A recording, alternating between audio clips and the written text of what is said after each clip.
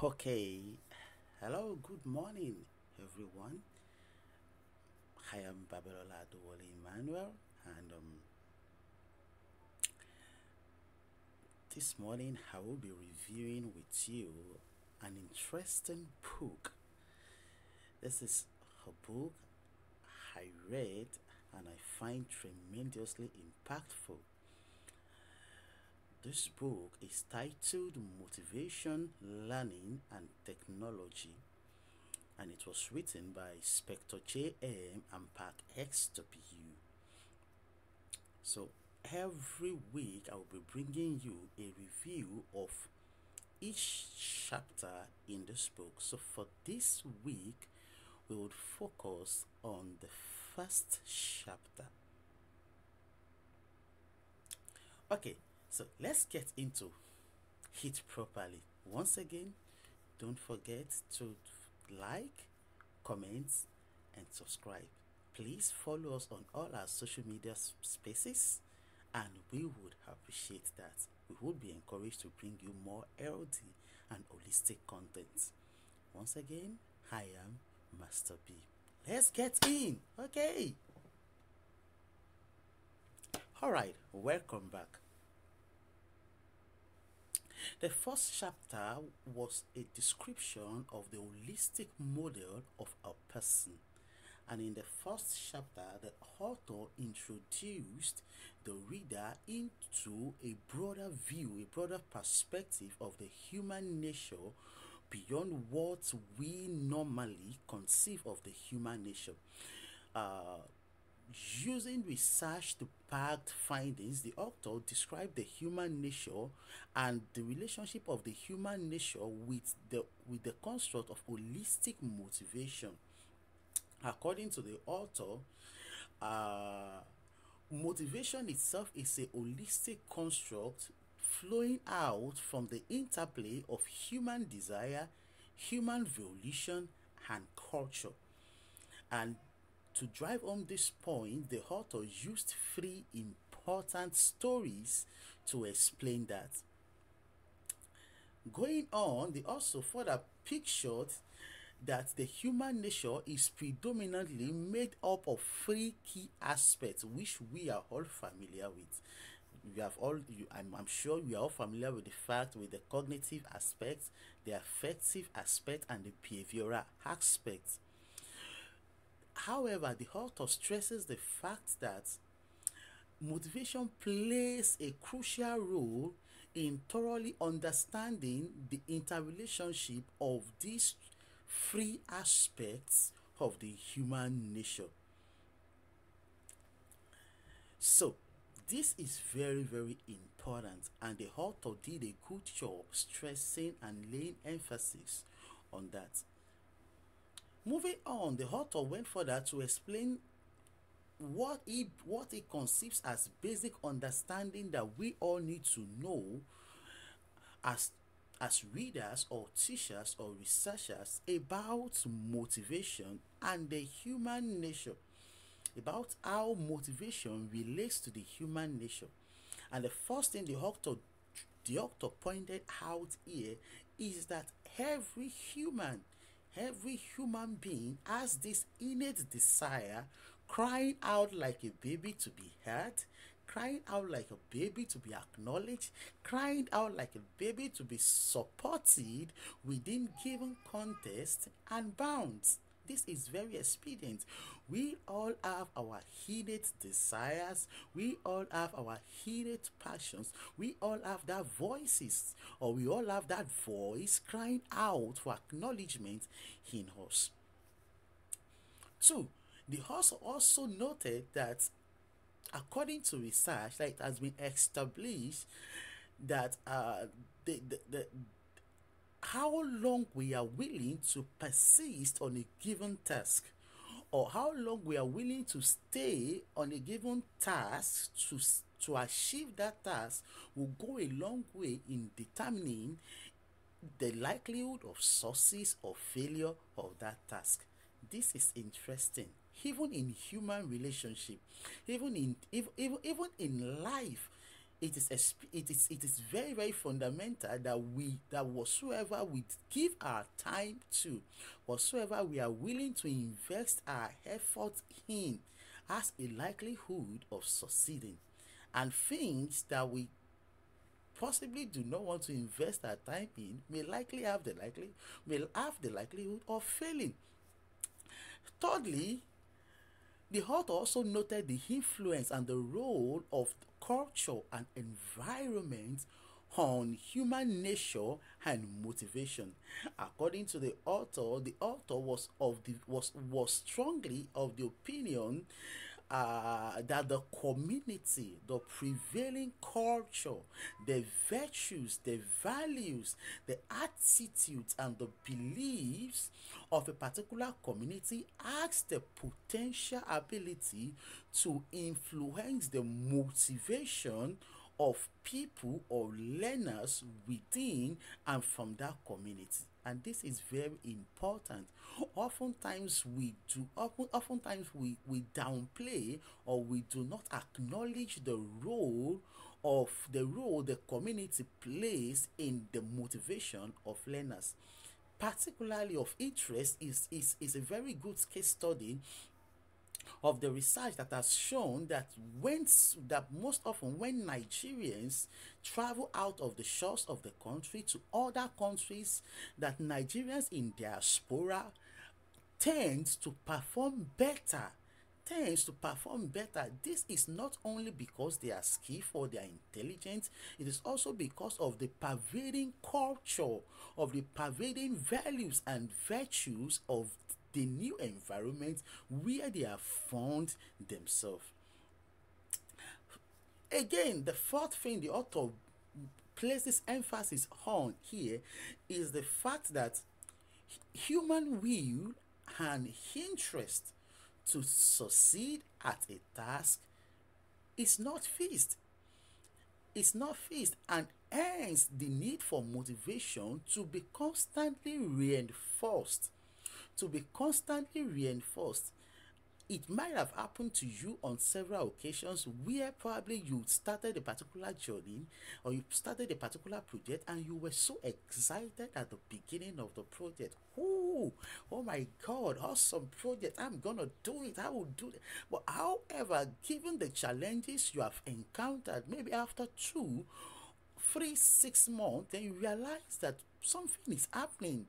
That drive is no longer there, and that is the same thing the author is trying to drive home with respect to human will and interest to succeed at a task. That innate desire to succeed at a particular task is not fixed, and this is one of the reasons why motivation must be perceived as a holistic construct.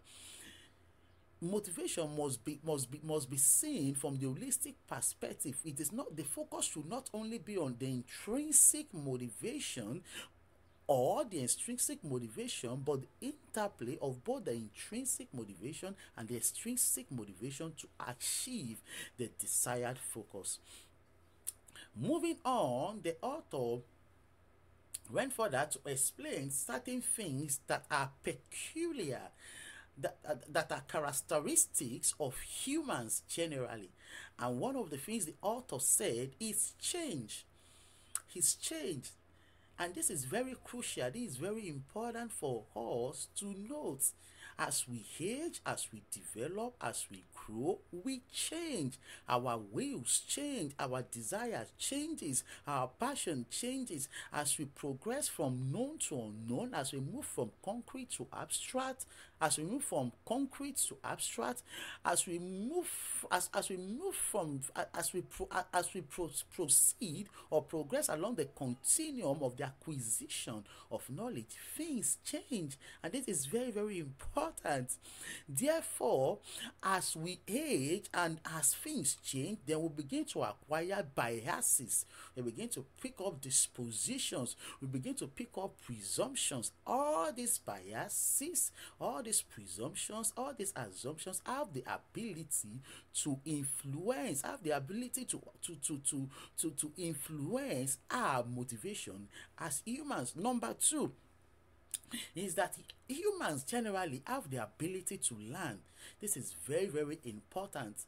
Humans have the ability to learn, which simply means that either consciously or unconsciously, as we interact with our environment, as we interact with our culture, as we interact with people around us, as we interact, as we go into different, as we interact with both living and non-living things, we continue to build or create mental models of what we learn. We build schemas. We build schemas that are being readjusted, that are so many things go along, where we have the ability to begin to build mental models of the things we see in our so we have building blocks of schemas that we build along the continuum. And thirdly, every humans are social beings. Therefore, humans have emotions. So we as humans, we are emotional. We have emotions and we have moods. We have emotions and we have moods. Our emotions have the ability to significantly impact our cognitive activity and learning, and this is very important. So basically, the human is made up of both the cognitive and the non-cognitive dimensions. So it will be on holistic for us as teachers or designers of instructions to focus only on the cognitive aspect, to just focus only on the dissemination of knowledge, or the acquisition of knowledge. The human should be treated as an holistic being that is more than just a that is more than just a robot meant to just acquire knowledge. There are so many other things going on that we might not be unaware of, that is also necessary for us to take note of. So so the role of the teacher is, or the role of the instructor, the role of the facilitator, is to understand the interplay, the influences of these cognitive and non-cognitive dimensions, and their interrelationship, or their intermediation, in promoting effective learning. So finally, still on the first chapter, the author concludes by bringing out five major conditions that influences and imparts human motivation, citing several authors like Keller, citing several theories, and one of the but I think the author did places more of the citation on Keller's work. So what are these five major conditions, or five major things, or five major factors that influence and impart human motivation? The first thing the author made mention of was attention and curiosity. The question is, attention. As a teacher designing instruction, it is expedient for us to be intentional about looking at this dimension of this dimension, or this factor that influences our motivation. How is the lesson structured to get the attention, or to sustain the curiosity of the learner? Generally, by default, whatsoever gets your attention gets your time. This is interesting, but it is true. Even in real life, whatsoever gets your attention gets your time.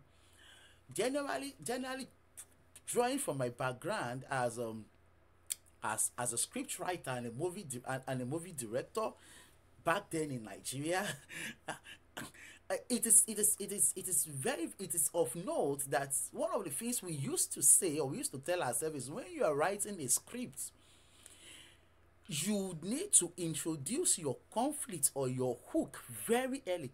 If I watch the movie for 5-10 minutes and I could not significantly tell you, I could not significantly find the hook or find something that is interesting, then the movie is not worth my time. And that is why you notice that oftentimes when you watch movies or when you see scripts, you oftentimes the first 2-3 scenes you get an idea of the conflict, of a conflict that of a conflict that that the author or that the writer, the script writer, the script writer or the producer, whoever it is, wants to resolve. And along the line, they continually build on this conflict, creating different channels, adding suspense, adding twist, and it gets your attention and you want to. The question is, oftentimes when you watch you watch season movies 48 hours, some people will even watch movies for days. Why? Because there is a very strong conflict that has attracted your interest and your curiosity. The same thing works with the human nature and motivation. Anything that gets your attention, anything that piques your curiosity has this capacity of motivating you. Number two, relevance to personal values and goals. It is worthy of note to know that what interests A might not interest B. What interests me might not be of interest to my brother. Generally, my twin brother had been someone who is so passionate about biology. All his life was biology. I never had interest in biology. All I was interested in was in physics. I was just thrilled. I was just excited at physical dimensions. I pick up interest when I see the moon, and the movement. When I looked at, I begin to wonder how I have been able to build confidence to know that I can sit on a chair and I'm not going to fall. How we can walk and we don't. Some of these physical observations are things that are of interest to me. What motivates me may not necessarily motivate somebody else. Is it of personal value to me? Is it of personal value to my goals? And these are the same questions that we as instructors, as teachers must understand and be able to seek out for when we design our instructions. When we design our instructions, how do we intentionally integrate? How do we find out things that are valuable to our learners? How do we find out things that are relevant to our learners' goals, things that are relevant to our learners' values, and how do we integrate this into the learning process to ensure that we sustain their motivation? Teaching goes beyond the cognitive dimension. Both the cognitive and the non-cognitive aspect must be seen holistically. The third one is confidence that success is attainable. Confidence that success is attainable. Interestingly, and this is we'll be discussing more on how some of these things should be integrated into our teaching and learning. But we are just laying a foundation based on the first chapter of this book. This book speaks about confidence and speaks about confidence that success is attainable. If I am going into a task, or I'm going to get into a task, and I do not even believe that I can achieve success in that task, I have been defeated. The same thing goes with the learner. Once there is a problem with that aspect of confidence that I can succeed in this course, I can succeed in this field, I can succeed in this career, I can succeed in this subject. Once that dimension of confidence that success is feasible, once that dimension of confidence that my effort is going to produce an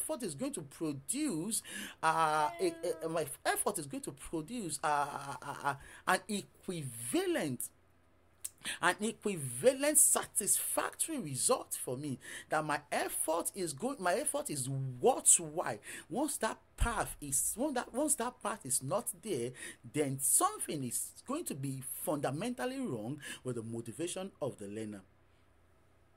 The fourth point that the author also brought out is the anticipated satisfaction of and from achieving the intended goals. There is this general adage that when you are working towards something, it is always expedient for you to look at the outcome. Look at the outcome. Look at the outcome. Look at what we get at the end. And this is basically what drives a whole lot of people. Why do we go for professional development? Why do we go back to school to study? Because there is an outcome. There is this particular satisfaction. It might be psychological satisfaction, it might be emotional satisfaction, but there is this satisfaction that we want to derive out of the outcome of the goal or task that we have decided to pursue. So these are basic factors that also affect the human motivation. And 5 is the ability to monitor progress and follow through. This is self-regulation at work. Our ability to monitor progress and follow through. So as we are working, as we are doing, as we engage with this task, as we engage in this activity, do we sense that feeling that we are in control? Every human being wants to be in charge. Every human being wants to be able to control. We want to believe that we are the one in charge of our own lives. We are the one in charge of our own sources, and this is very, very important. The ability to monitor progress and follow through. And in that first chapter, the author concludes by emphasizing or describing the construct of the holistic person as an individual with abilities. Individuals with diverse abilities that must be taken into consideration as an individual who is a product of his or her environment, which must also be taken into consideration as an individual who has interactions with the environment, who has interactions with people living in the environment, as an individual with beliefs and values, that have been formed and have been shaped and have been influenced by the interactions of their bodies and their minds. This first chapter is very, very insightful. I find it particularly worth my time, even as a researcher, as an instructional designer in the making, and also as a student. I have personally made it a point of duty to apply some of these principles in my class as I teach students, and I have found out that these things are fundamental and the work. So, as a teacher, what have you learned from this video? I really need you to tell me what you have learned. Share with me what you have learned in the comment section, and we will meet again next week as we discuss the second chapter of the book. All thanks to the author. They did a very good job. See you next week. Once again, do not forget to like, share, and subscribe. I am Master B, the Nigerian boy in the United States. See you. Bye bye.